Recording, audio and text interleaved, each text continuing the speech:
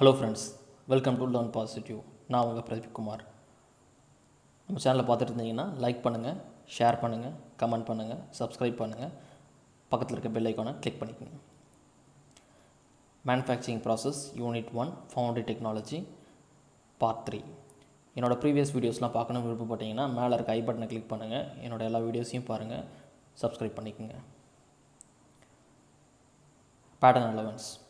So pattern allowance அப்படின்னா என்னென்னா, நம்ம கேஸ்டிங்க்கும் பேட்டர்னுக்கும் பார்த்திங்கன்னா அதோட அளவு வந்து வித்தியாசப்படும்.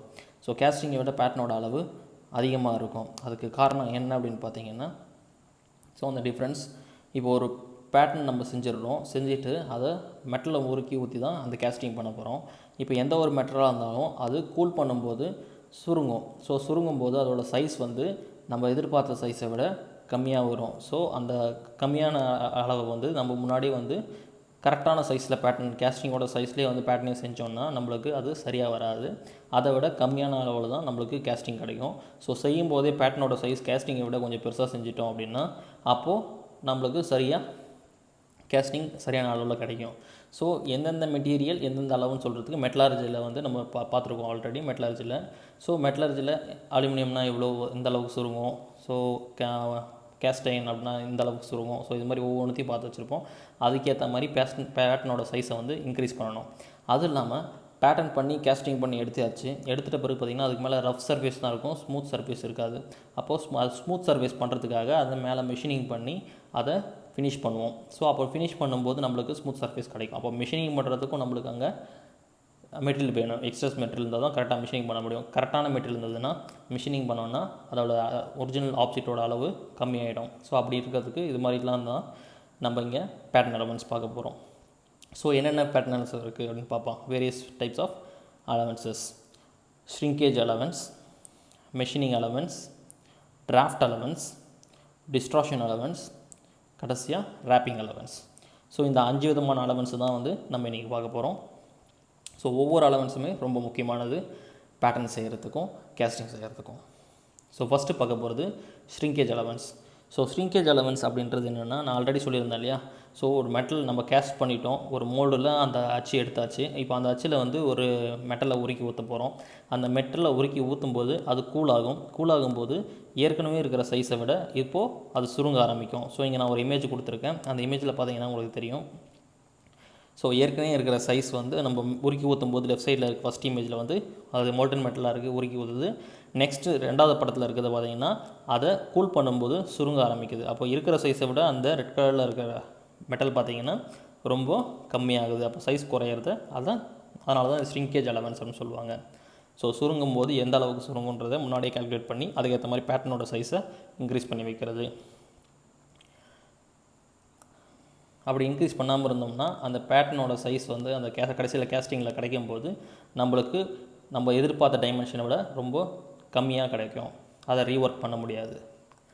ஸோ நெக்ஸ்ட்டு பார்த்திங்கன்னா மெஷினிங் ஆர் ஃபினிஷிங் அலவன்ஸ் சொல்லலாம். மெஷினிங் அலவன்ஸும் சொல்லலாம், இல்லை ஃபினிஷிங் அலவன்ஸ் சொல்லலாம். ஸோ இது என்னென்னா, இப்போ நம்ம பேட்டர்ன் பண்ணிட்ட பிறகு அந்த பேட்டர்னில் கேஸ்டிங்கும் பண்ணியாச்சு. கேஸ்டிங் முடித்து வெளியே எடுக்கும்போது அது ஷ்ரிங்கேஜ் அலவன்ஸில் ஷ்ரிங்க் ஆகிடுது. ஷ்ரிங்க் ஆகிட்டு கூலிங் பண்ணும்போது ஷ்ரிங்க் ஆகிடுது. ஷ்ரிங்க் ஆகிட்ட பிறகு அதை எடுத்துகிட்டு வருவோம். எடுத்துகிட்டு வந்து பார்த்திங்கன்னா அதில் ரன்னர் இருக்கும், ரைசர் இருக்கும், எக்ஸஸாக மெட்டல் ஏதாவது போயிருந்ததுன்னா அதில் இருக்கும். ஸோ மேலே ரஃப்பாகவும் சர்ஃபேஸ் இருக்கும். ஸோ இந்த சர்ஃபேஸை நம்ம மெஷினிங் பண்ணால் தான் நம்மளுக்கு ஒரிஜினல் ஆப்ஜெக்ட் கேஸ்டிங் கிடைக்கும். ஸோ எடுத்த உடனே நம்மளுக்கு ஃபினிஷ்டு ப்ராடக்ட் கிடைக்காது. அப்படி ஃபினிஷ்டு ப்ராடக்ட் கிடைக்கணும் அப்படின்னா நம்ம இந்த மெஷினிங் ப்ராசஸ் பண்ணி தான் ஆகணும். ஸோ அப்போ மெஷினிங் அலவன்ஸ், இந்த மெட்டீரியலுக்கு இந்த அளவுக்கு திக்னஸ்க்கு மெஷினிங் பண்ணலான்றதை முன்னாடியே கால்குலேட் பண்ணி அந்த சைஸையும் வந்து பேட்டர்ன் சைஸில் இன்க்ரீஸ் பண்ணிடணும். எப்படி ஷ்ரிங்கேஜுக்காக ஒரு அளவை வந்து நம்ம இன்க்ரீஸ் பண்ணுறோமோ அதே மாதிரி மெஷினிங்காகவும் ஒரு அளவை இன்க்ரீஸ் பண்ணி வச்சுக்கிறோம். இப்போ பார்த்திங்கன்னா அயன் இல்லை ஸ்டீல்னா 3 mm வரைக்கும் இன்க்ரீஸ் பண்ணிக்கலாம். இதே வந்து பிராஸ் அலுமினியம்னா 1.5 mm வரைக்கும் இன்க்ரீஸ் பண்ணிக்கலாம். ஸோ பேட்டர்னில் அந்த அளவு வந்து ஆட் பண்ணிக்கிறோம். ஸோ இப்போ நெக்ஸ்ட்டு பார்த்திங்கன்னா draft allowance. So draft allowance அப்படின்னா என்னென்னா, இப்போ நம்ம பேட்டர்னை வந்து மோல்டில் அச்சிலேருந்து நம்ம வெளியே எடுக்க போகிறோம் அப்படின்னா அதை டேரெக்டாக நம்மளால் எடுக்க முடியாது. அப்போ என்ன பண்ணுவோம்னா லைட்டாக ஷேக் பண்ணி தான் எடுப்போம். அப்படி ஷேக் பண்ணும்போது பேட்டர்னோட மோல்டு வந்து அச்சு வந்து டேமேஜ் ஆகிறதுக்கான நிறைய வாய்ப்பு இருக்குது. அப்போ அது ஈஸியாக வெளியே வரணும்னா இப்போ மேலே இருக்க ஆப்ஜெக்ட் பாருங்கள், ஒரு ஸ்கொயர் ஷேப்பில் இருக்குது, அதை எடுக்கும்போது நம்மளுக்கு டேமேஜ் வருது. இதே அந்த ஸ்கொயர் ஷேப்பை கொஞ்சம் லைட்டாக வி ஷேப்பாக மாற்றணும், அந்த சைடில் இருக்க வெர்டிக்கல் சைடில் வந்து நம்ம வி ஷேப் கொஞ்சம் கொடுத்துட்டோம், எக்ஸ்ட்ரா மெட்டீரியல் கொடுத்துட்டோம் அப்படின்னா அது ஈஸியாக நம்மளால் ரிமூவ் பண்ண முடியும். ஸோ அப்படி டேப்பர் பண்ணிட்டோம்னா அது ரிமூவ் பண்ணலாம். ஸோ அதுக்காக தான் draft allowance. So draft allowance பார்த்தீங்கன்னா மேக்ஸிமம் அங்கே சைடில் வந்து 1 மீட்டருக்கு 3 mm அப்படின்ற அளவுக்கு அங்கே கொடுப்பாங்க டிராஃப்ட் அலவன்ஸு. அதையும் வந்து மெட்டீரியலில் வெர்டிக்கல் சைட்ஸில் அந்த நம்ம ஒர்க் பண்ணுற சைட்ஸில் வந்து இன்க்ரீஸ் பண்ணும்போது நம்ம ஈஸியாக அதை வெளியே எடுத்துகிட்டு வந்துடலாம். ஸோ நெக்ஸ்ட் பார்ப்போம். நெக்ஸ்ட்டு பார்த்தீங்கன்னா டிஸ்டார்ஷன் அலவன்ஸ் சொல்லலாம், அப்படி இல்லைனா கேம்பர் அலவன்ஸ் அப்படின்னு சொல்லலாம். So distortion allowance, camber allowance இது என்னென்னு பார்த்தீங்கன்னா இந்த ஷேப்பை குறித்தது. இப்போ எக்ஸாம்பிளுக்கு வந்து நான் இங்கே ஒரு ஐ செக்ஷன் பண்ணியிருக்கேன். ஸோ இந்த ஐ செக்ஷன் ஃபஸ்ட்டில் இருக்க ஐ செக்ஷன் தான் நம்மளுக்கு வெளியே வர வேண்டிய கேஸ்டிங். ஆனால் இந்த கேஸ்டிங் நான் பண்ணும்போது எனக்கு கேஸ்டிங் எப்படி வருதுன்னு பார்த்தீங்கன்னா ரைட் சைடில் இருக்கேன் பாருங்கள், கேம்பர்டு பேட்டர்ன் சொல்லிட்டு அந்த மாதிரி எனக்கு வருது. ஸோ அதுக்கு காரணம் என்னென்னா ஒரு தின் லேயர் சர்ஃபேஸ் ஏதாவது இருந்ததுன்னா அந்த லேயர் சர்ஃபேஸ் வந்து பெண்ட் ஆகிறதுக்கான வாய்ப்பு இருக்குது கூல் பண்ணும்போது. அப்படி பெண்ட் ஆகிடுச்சு அப்படின்னா நம்மளுக்கு கேஸ்டிங் கடைசி அப்படி தான் கிடைக்கும். ஸோ இந்த எரரை வந்து நம்ம தடுக்கணும் அப்படின்னா, இந்த தப்பை வந்து தடுக்கணும் அப்படின்னா அது எந்த பக்கம் வளைஞ்சிருக்கோ அதுக்கு ஆப்போசிட் சைடில் அதே அளவுக்கு நம்ம வளைச்சி வச்சோம் அப்படின்னா அந்த கேஸ்டிங் நம்மளுக்கு பர்ஃபெக்டாக வெளியே வரும். ஸோ இப்போ கீழே கொடுத்துருக்கேன் பாருங்கள் டிஸ்டார்ஷன் கேஸ்டிங் அப்படின்னு சொல்லிட்டு. ஸோ நம்ம ஏற்கனவே நம்மளுக்கு தப்பாக வந்திருக்கிறது மேல் பக்கமாக வளைஞ்சிருக்கு. அப்போ நம்ம என்ன பண்ணால் அதுக்கு ஆப்போசிட் சைடில் வளைக்கணும். அப்போது கீழ் பக்கமாக அதை வளைக்கிறோம், வளைச்சிட்டு அதை கேஸ்டிங் பண்ணோன்னா நம்மளுக்கு தேவையான ரெக்வயர்ட் ஷேப் கரெக்டான ஐ செக்ஷன் நம்மளுக்கு கிடைக்கும். தப்பாக இந்த கேம்பர்ஸ் பேட்டர்னில் வந்த மாதிரி தப்பாக வராது. ஸோ இதுக்கு ஒரு எக்ஸாம்பிள் தான் இப்போ கொடுத்துருக்காங்க. ஒரு யூ ஷேப்பில் இருக்கிற ஒரு மெட்டல் நம்ம பண்ண போகிறோம். ஸோ அப்போ அந்த மெட்டல் பண்ணும்போது இந்த யூ ஷேப் பார்த்திங்கன்னா இது ஈஸியாக உங்களுக்கு கொஞ்சம் புரியும். இந்த யூ ஷேப்பில் இருக்க மெட்டலை வந்து நான் செகண்ட் இமேஜில் இருக்க யூ பாருங்கள், அந்த மாதிரி நான் வந்து ஓப்பன் பண்ணிட்டேன் அப்படின்னா ஓப்பன் பண்ணி பேட்டர்ன் செஞ்சு வச்சுட்டேன்.